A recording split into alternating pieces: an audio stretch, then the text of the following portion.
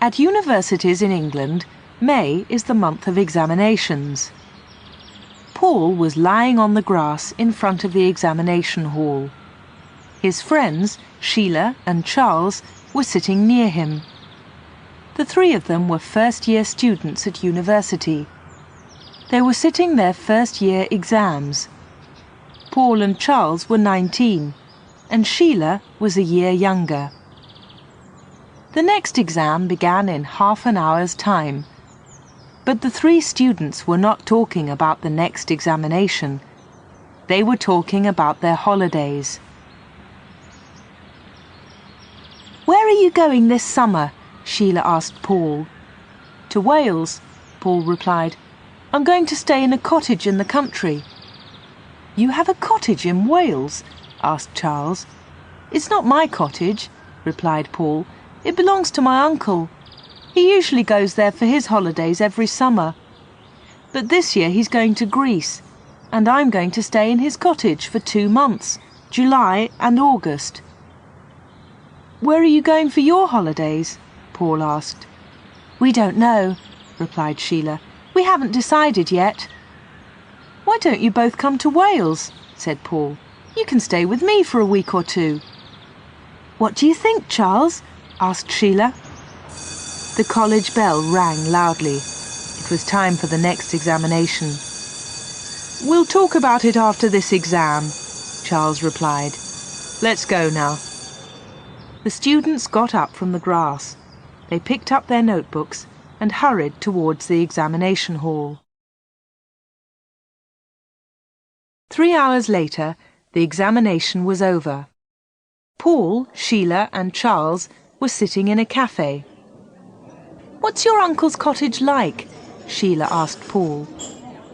Paul took a photograph out of his wallet. "It looks lovely," said Sheila. "It is lovely," agreed Paul, "but it's very lonely.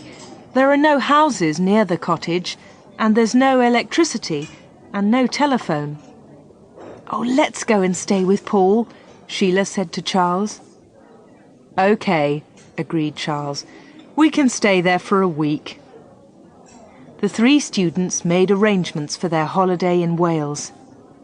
"Come on the 5th of August," said Paul. "That's a Monday. The train from London arrives at Llanvoy station at 1:30. "Where's Llanvoy?" asked Sheila. "It's a small railway station near the cottage," answered Paul. "Fast trains from London stop there." "How do we get from the station to the cottage?" asked Charles. "Look, I'll draw a map," said Paul. "The railway line goes through a long tunnel before Llanvoy station. The cottage is on the hill above this tunnel." Charles gave Paul his diary. Paul drew a map and wrote down the name and address of the cottage. "There you are," said Paul. "But don't worry, I'll meet you at Llanvoy station. I'll see you there on Monday the 5th of August at 1:30.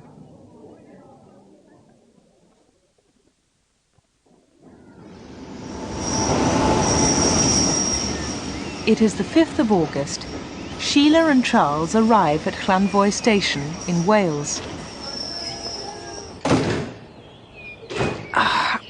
Here we are, Llanvoy. Where's Paul? He's late. Let's walk to the cottage. Oh, he'll be here soon. Just then, a soldier walked past. "Excuse me, is there a cafe near here?" Yes, outside the station." "Charles, what's in those bags?" "I don't know."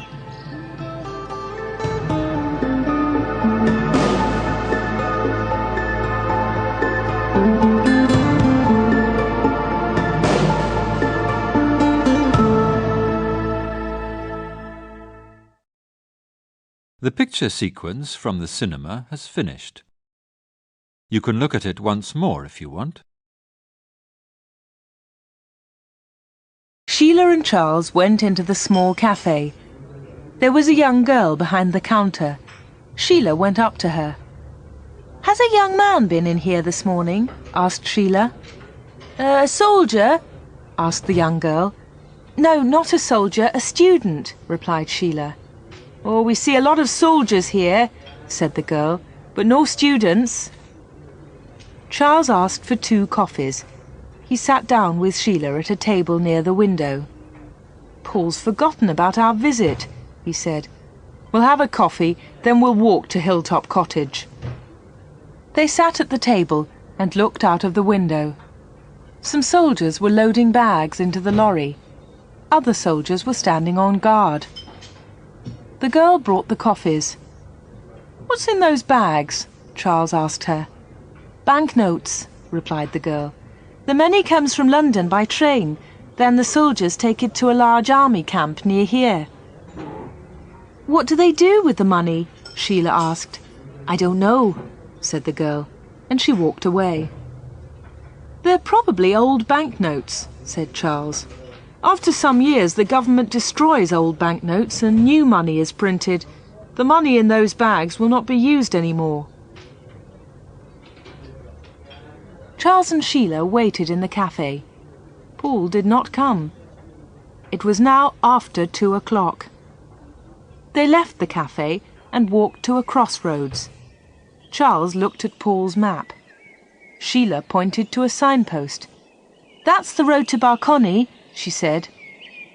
They pulled their rucksacks onto their shoulders and walked along the road. It was a very hot day. The sun was shining brightly, and they walked slowly.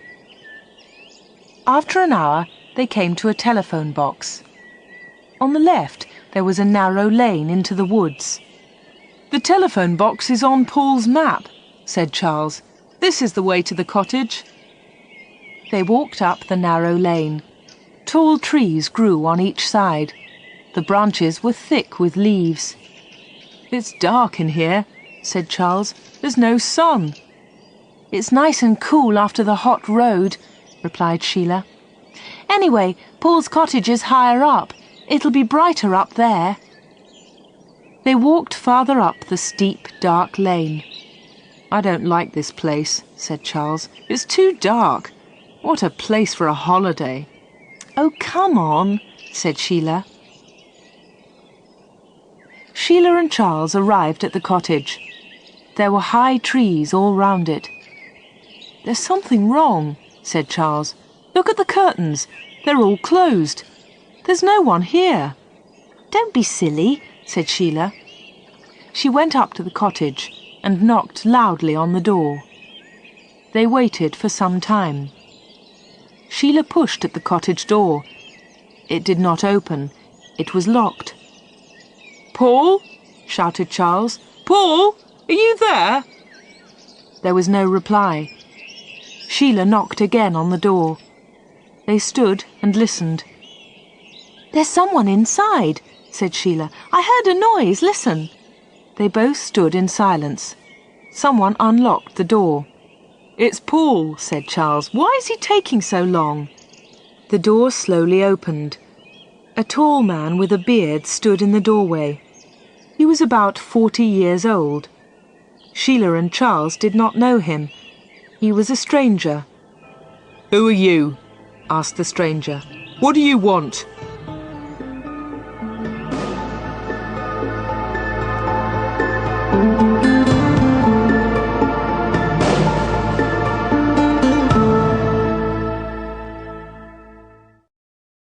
The picture sequence from the cinema has finished. You can look at it once more if you want. Sheila looked up at the tall man. Is Paul in? She asked. Paul? Said the stranger.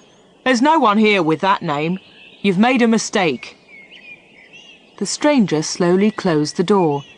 But this cottage belongs to Paul's uncle, said Sheila. We saw it in a photograph. It was another cottage in your photograph, said the man. It wasn't this one. This cottage is mine. I live here. The man was becoming angry. You've made a mistake, he shouted. I don't like visitors here. Go away. The door closed with a loud bang. Sheila turned away from the door. She saw a piece of paper under a bush. She stopped and quickly picked up the paper. "We've made a mistake," said Charles. "Paul isn't here. We've come to the wrong cottage. Let's go back to the road." They walked back down the lane. After a few minutes, Sheila stopped. The cottage was now behind the trees. Sheila opened the piece of paper and looked at it in surprise. "We haven't made a mistake," she said to Charles. "Look at this." Charles took the paper and looked at it. "It's an examination paper," he said. "It's our exam paper. We sat this exam in May."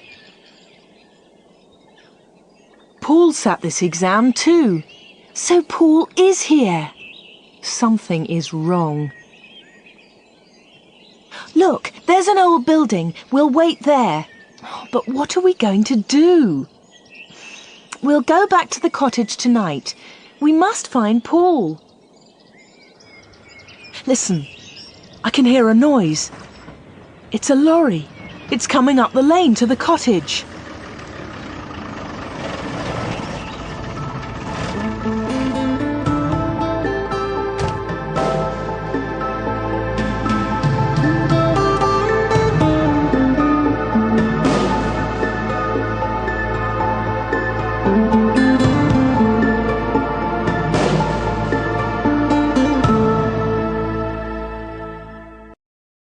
The picture sequence from the cinema has finished. You can look at it once more if you want. Sheila and Charles waited in the old building. Slowly it became dark. They walked quietly back to the cottage and hid behind a bush. A lorry was parked near the cottage door. They waited quietly in the darkness. Suddenly a man hurried up the lane. He knocked at a window of the cottage. The door opened quickly.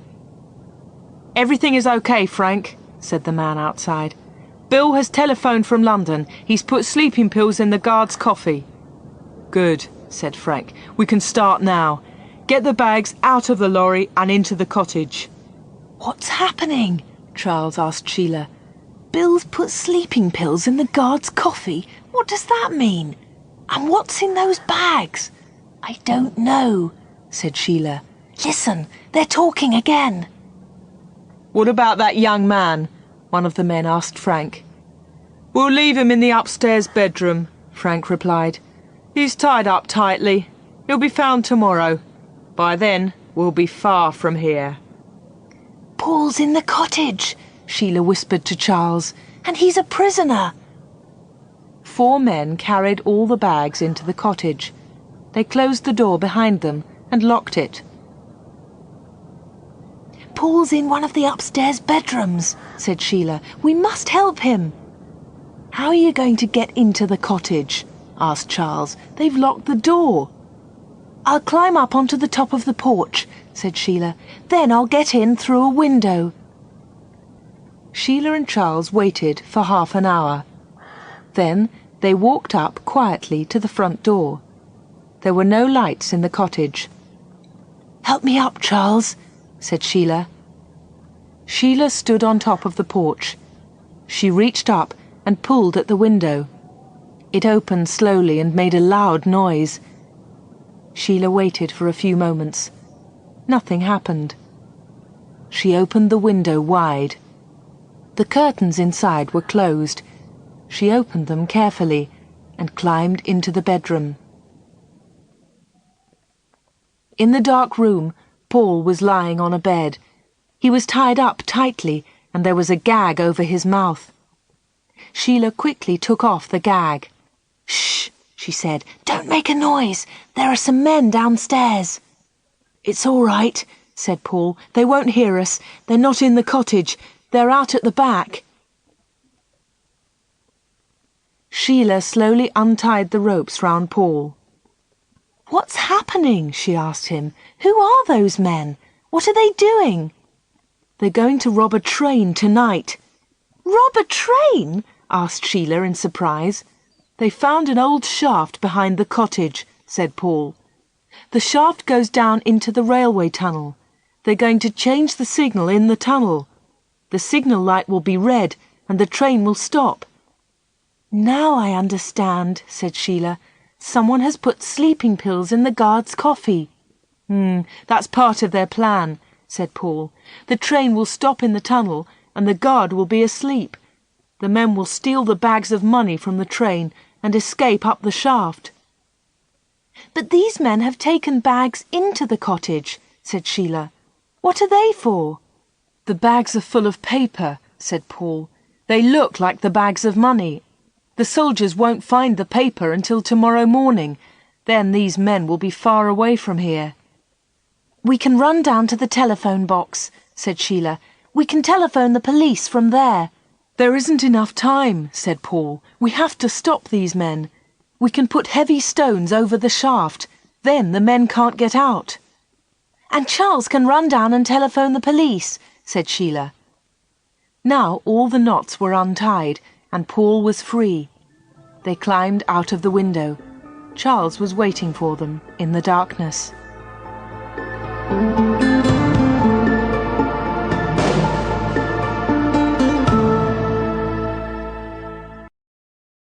The picture sequence from the cinema has finished.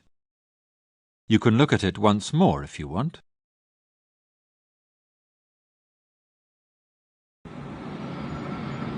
The train from London was in the long tunnel. "The signal is red," said the driver to his mate. "That's unusual." The train slowed down. It stopped on a long bend in the tunnel. The driver's mate looked back. The end of the train was out of sight. "What about the money in the guard's van?" the mate asked the driver. "Don't worry," replied the driver. "Pete's a good guard." The driver watched the signal. It was red. The train waited in the long tunnel.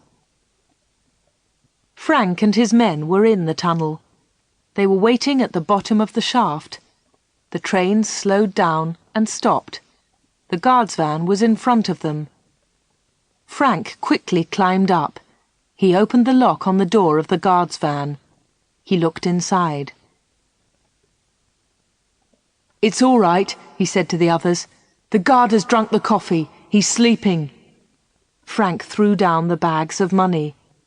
"Throw up the bags of paper," he told his men, "and move quickly. We haven't much time."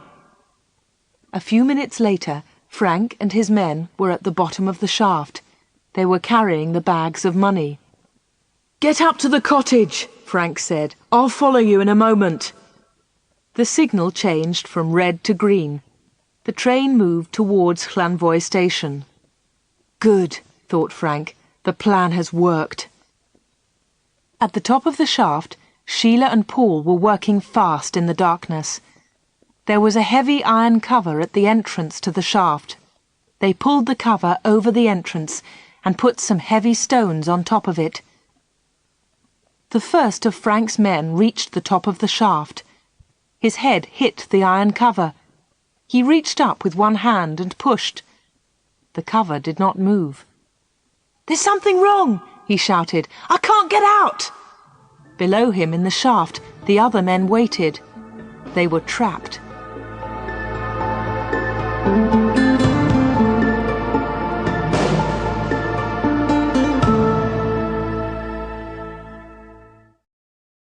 The picture sequence from the cinema has finished. The police moved quickly. A police car came to the telephone box. Charles jumped in and they drove fast towards the cottage. The police arrested 2 men at the top of the shaft. An hour later, Sheila, Paul and Charles were in the police station at Barcony. "Thanks to you, we've got the men and the money," said the police sergeant. "We arrested the other 2 men at Llanvoy station." "But there were 5 men," said Paul. "Have you arrested the leader? He's called Frank." Sheila, Charles and Paul spent the night in the home of the police sergeant. The next morning, the sergeant left early. "I must go to the police station," he told them. "I'll phone you later in the morning." At breakfast, Sheila turned on the radio. "Here is a police message. The police are looking for Frank Steele, aged 40. This man was last seen on the railway line to Llanvoy station in the early hours of this morning. He is a dangerous... Sheila turned off the radio. It's a strange beginning to a holiday, she said. Later the phone rang. Paul answered it. It was the sergeant. Good news, said the sergeant. A police car has picked up Frank Steele. Paul put down the phone. The police have arrested Frank Steele, he said to the other two. That's great, said Sheila. Now we can go back to the cottage and begin our holiday.